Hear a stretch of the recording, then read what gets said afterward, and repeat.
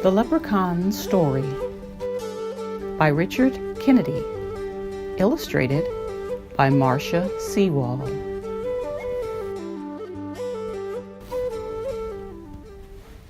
In fair Ireland, there came along a country road a village tradesman, strolling at his ease and looking about to see what profit might come of it. He poked his cane about himself, thinking all the while how generous and lovely the world was to a fellow who was quick with his wits.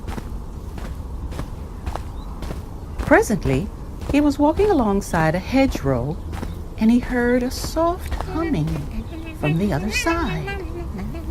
So, with care not to make a sound, he parted the branches to see the matter of it. And right there was sitting a leprechaun, busy at making a pair of soft, small boots, for leprechauns are cobblers to fairies, as you might know. "Aye!" cried the tradesman, with a great shout, jumping through the hedge. "There you be, you little imp, and my eyes are right on you till you take me to the gold treasure." For that's the way it is if you come upon a leprechaun. If you keep your eyes on him and not close them or look away, then he must take you to a gold treasure. But the leprechaun will try to trick you into looking away. So the leprechaun looks up and says, "Faith, and it's the truth. I must take you to the gold, but you'll have no use for gold if you don't look out for that tree that's about to fall on yourself." "Bad luck to ye, leprechaun," said the tradesman. "Did you think you'd be tricking me so easy?" And he did not look around for any falling tree, but kept his eyes on the little man.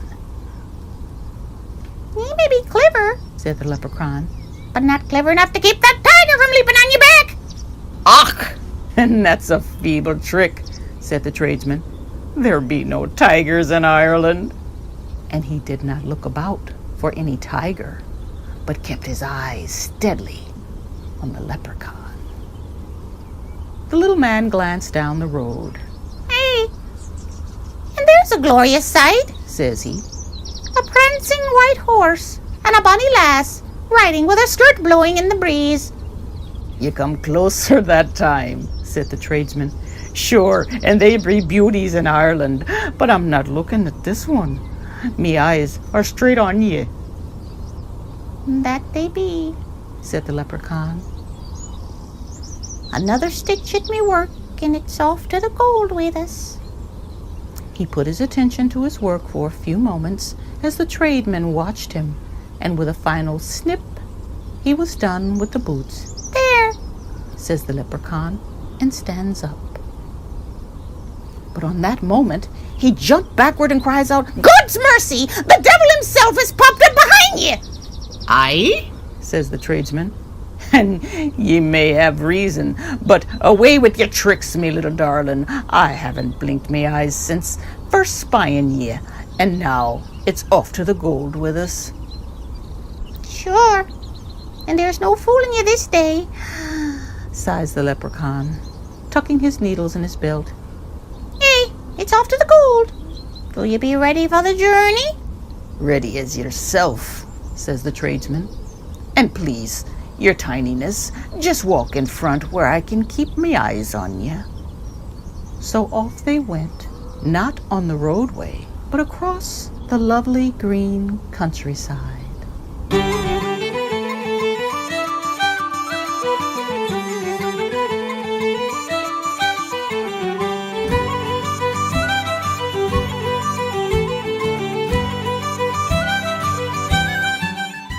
Soon they came upon a rope bridge stretched over a small river, and the leprechaun crossed first very carefully. As the tradesman was crossing the swinging bridge, the leprechaun says, "Watch your feet or you'll be falling!" But the tradesman crossed safely without taking his eyes off the little man. A shallow lake stood on their way a short distance onward, and a flat-bottomed skiff was pulled upon the shore. Boarding it, the leprechaun handed the tradesman a pole and took one himself. Then they proceeded to push themselves across the lake. In the center of the lake, the skiff tipped dangerously to one side. The leprechaun cries out, "Look, look, to your pole, or we're over!" But the tradesman stared at the leprechaun, and the boat righted itself, and they landed safely on the farther shore. They came next to a small canyon. A rope was fastened to a high tree branch on which they could swing across. The leprechaun did so and landed lightly on the other side. He swung the rope back to the tradesman, who then pushed off from his side. "Watch the ground when you drop off or you'll be breaking leg!" cries the leprechaun. But the tradesman keeps his eyes right on the little man and lands safely after all. The last difficulty was a high cliff in their way. It was a dangerous ascent, and the leprechaun climbed slowly and carefully. When he was at the top, the tradesman began to climb. Many times the leprechaun called down to him to watch his hands and mind his feet, to be careful for this or that loose rock, and to give him good advice regarding breaking necks and cracked skulls. But still, the tradesman would not take his eyes off the leprechaun. And finally, he made it safely to the top. There they sat down and rested. "Phew!" says the leprechaun. "Ye be a greedy man to go along so blindly in those dangers." "Call it what you will," says the tradesman. "And now for the gold according to the rules." "Aye," says the leprechaun. "And ye did deserve it, the whole pot of gold. Yet it's very sad I am for the woman." "What woman is that ye speak of?" "The poor woman I was thinking to give the gold to before you discovered me. So needy she is, and such a fine soul." "Truth, and many people are poor," said the tradesman. "Truth indeed," says the leprechaun. "But for this poor woman it's been just one misfortune against another. Close your eyes and picture how it is with her while I tell you the story of it." "It's very well. I can picture the story with me eyes open and looking right at ye." "As you say," says the leprechaun. "Well, she lives in a hut that's no more than a patch on the ground, and she has 5 children. Her husband was made blind when he was kicked in the head by the horse." "Oh, that's a shame," says the tradesman. "But it's lucky he is to be alive, and a horse is always valuable." "That it is. But the horse broke his leg when he kicked the man, and had to be put out of his pain, you know. Then the man went to walking into a well, and it was through for him in this world."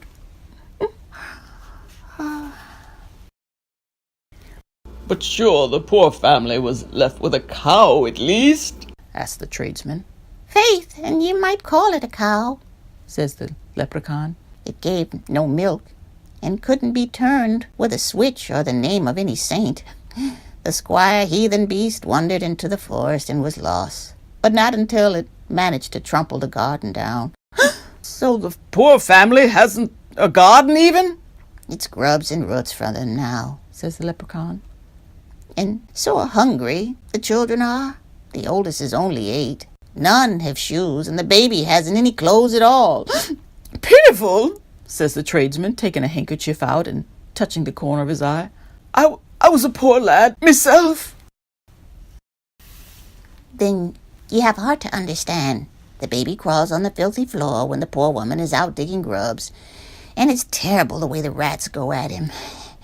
And the other children just sit about crying from hunger." "But sure they have a dog to catch the rats?" "They have, but he's only got 3 legs, and it's no use for it." "God's toes! It's a sad story," says the tradesman, blowing and wiping his nose. "Is your own mother alive?" asked the leprechaun. "No, and God rest her soul." "Aye, it's like your own sainted mother, this woman is," says the leprechaun.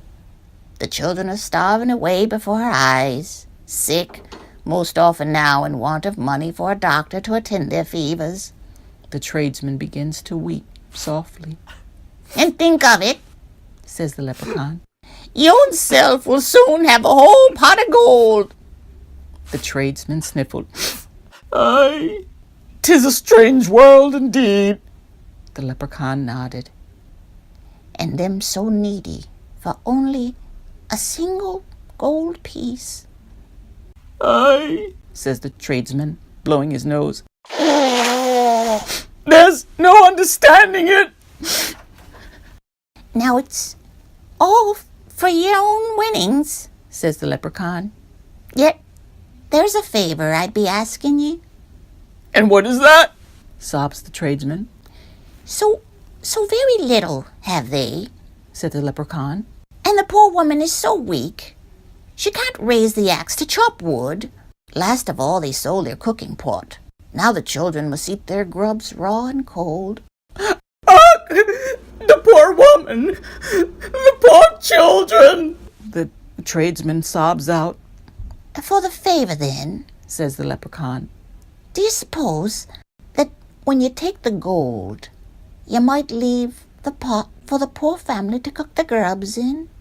God's name! Bawls the tradesman.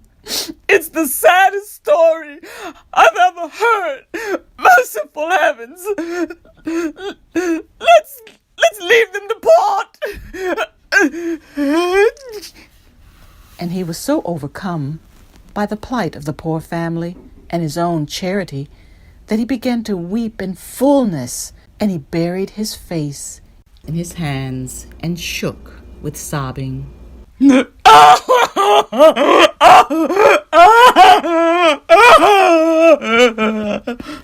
A few moments later, when he looked up, the leprechaun was gone. Then the tradesman realized that the little man had made up the story. There was no poor woman, no hungry children, no rats, no three-legged dog. It was all a trick to make him cry and look away from the leprechaun. So the tradesman put his face into his handkerchief again and bawled more than ever before.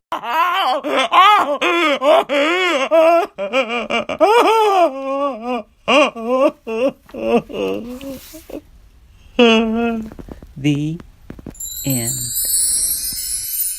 To find The Leprechaun Story and other books by Richard Kennedy, visit your local library.